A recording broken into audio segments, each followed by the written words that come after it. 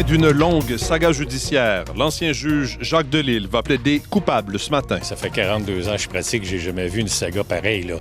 Hausse du nombre de cas de rougeole au pays. Et est-ce que les États-Unis vont bannir l'application TikTok? On a toujours eu cette crainte-là que les données des utilisateurs américains soient utilisées à mauvais escient par la Chine. La Chine dénonce le projet de loi américain.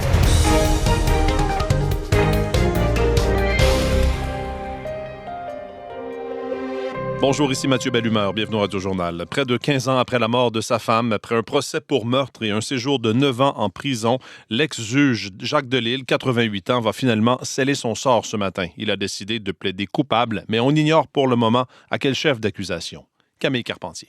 En plaidant coupable 15 ans après la mort de sa femme, Jacques Delisle va mettre fin à une longue saga judiciaire. Rénald Baudry est avocat criminaliste. Ça fait 42 ans que je pratique, j'ai jamais vu une saga pareille, là. Tout commence en novembre 2009. Nicole Rainville est retrouvée morte, une balle dans la tête, dans le condo du couple à Québec. Le jury n'a pas cru à la thèse du suicide. En 2012, Jacques Delisle devient le premier magistrat au pays à être déclaré coupable de meurtre prémédité. Il écope d'une peine de prison à vie. Mais sa bataille judiciaire ne fait que commencer. En 2021, le ministre fédéral de la Justice ordonne la tenue d'un nouveau procès, convaincu d'une possible erreur judiciaire. L'ex-juge retrouve sa liberté après avoir passé 9 ans derrière les barreaux. Depuis, Jacques Delisle multiplie les démarches pour faire suspendre les procédures et éviter un nouveau procès. Il avait même demandé à la Cour suprême de se prononcer. La question maintenant est de savoir à quel chef d'accusation Jacques Delisle va plaider coupable. À nouveau, Rénald Baudry. On le sait qu'il y a 9 ans de fait déjà, fait qu'il ne veut pas retourner en prison, je présume. L'homicide involontaire coupable, ça ne s'applique pas dans ce genre de dossier-là. Il resterait l'article 241, conseiller à quelqu'un de se suicider ou aider quelqu'un à se suicider, qui est punissable d'un maximum de 14 ans. Il n'y a pas de minimum. Donc, sa peine sera purgée. Ce qui pourrait être le dernier chapitre de cette longue histoire est sur le point de s'écrire. Ici Camille Carpentier, Radio-Canada, Québec.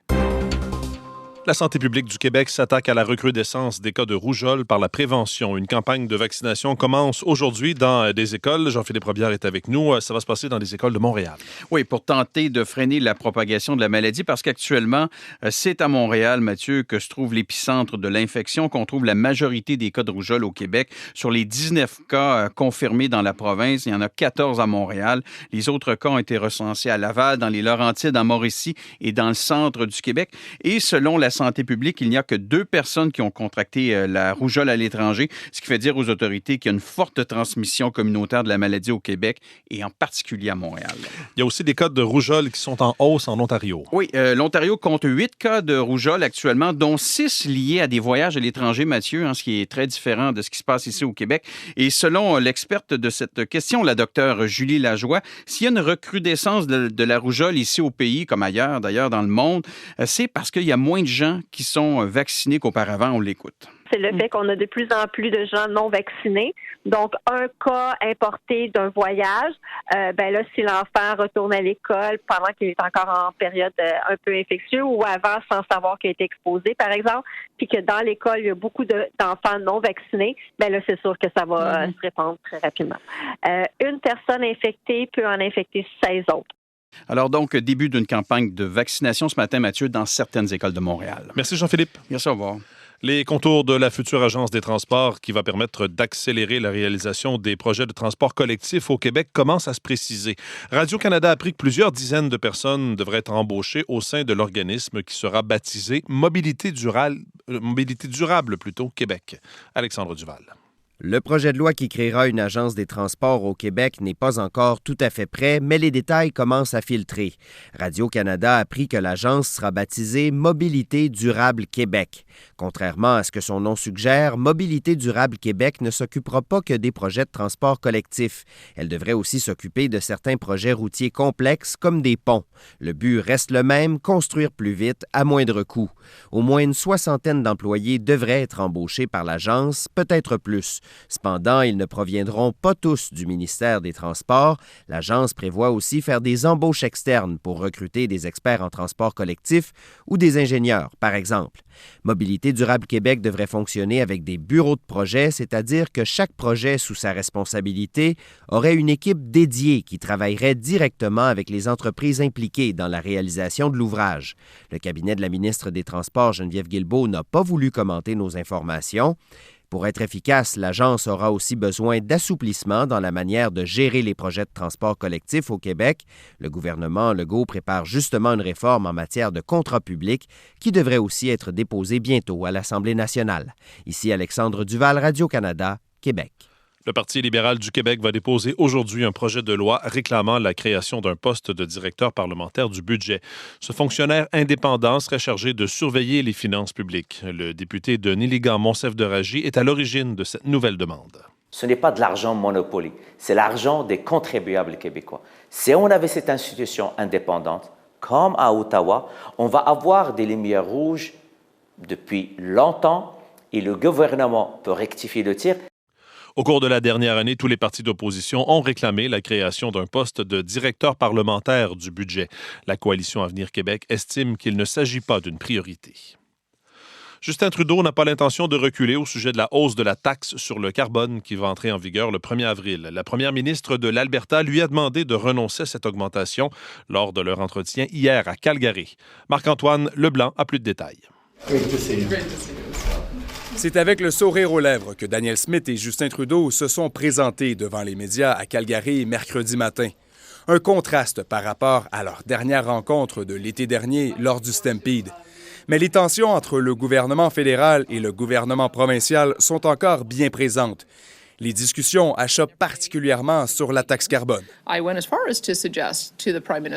La première ministre affirme même avoir suggéré à Justin Trudeau qu'il pourrait gagner des points s'il écoutait les appels croissants contre la taxe carbone. Elle invite donc le chef du Parti libéral à inverser sa décision d'augmenter la taxe. Le premier ministre du pays, lui, ne l'entend pas ainsi. À partir du mois d'avril, une famille de 4 personnes en Alberta va recevoir 1 800 $ avec notre rabais sur le prix sur la pollution. Danielle Smith a aussi profité de sa rencontre pour réitérer son opposition vis-à-vis du ministre fédéral de l'Environnement et du Changement climatique, Steven Guilbeault. Elle a de nouveau appelé à son renvoi, spécifiant que cela pourrait signifier un nouveau départ dans sa relation avec Justin Trudeau. Ici Marc-Antoine Leblanc, Radio-Canada, Edmonton. Assassinat d'un militant sikh au Canada en juin 2023. Affaires mondiales Canada explique que comme l'enquête est en cours, Ottawa va s'abstenir de commenter les récentes déclarations de la Nouvelle-Zélande qui contredit la thèse du gouvernement canadien au sujet du rôle de New Delhi dans cette affaire. L'automne dernier, Justin Trudeau a déclaré qu'il existe des preuves solides reliant le gouvernement indien au meurtre du militant sikh Hardeep Singh Nijjar commis en Colombie-Britannique. Mais de passage en Inde, le vice-premier ministre néo-zélandais a déclaré qu'en tant qu'avocat, il ne voit lui aucune preuve qui permette d'accuser le gouvernement indien. Pékin juge injuste le projet de loi adopté hier à Washington qui menace d'interdire le réseau social TikTok aux États-Unis. Le ministère chinois des Affaires étrangères estime que les Américains n'ont pas trouvé de preuves que l'application viole la sécurité nationale et qu'ils abusent de leur pouvoir pour s'en prendre à son propriétaire, l'entreprise chinoise ByteDance. Voici le reportage de Diana Gonzalez. Le créateur de contenu canadien, Mark Gaetano, compte près de 5 millions d'abonnés sur TikTok sous le nom de Snacky Marky. Comme bien d'autres, il est présent sur d'autres plateformes, mais un éventuel bannissement de TikTok aux États-Unis serait un coup dur pour lui. Il dit que les Américains représentent 75% de ses abonnés. TikTok est dans le collimateur des autorités américaines depuis des années. Des politiciens font valoir que les relations entre Pékin et ByteDance, la maison mère de TikTok, posent des risques pour la sécurité nationale.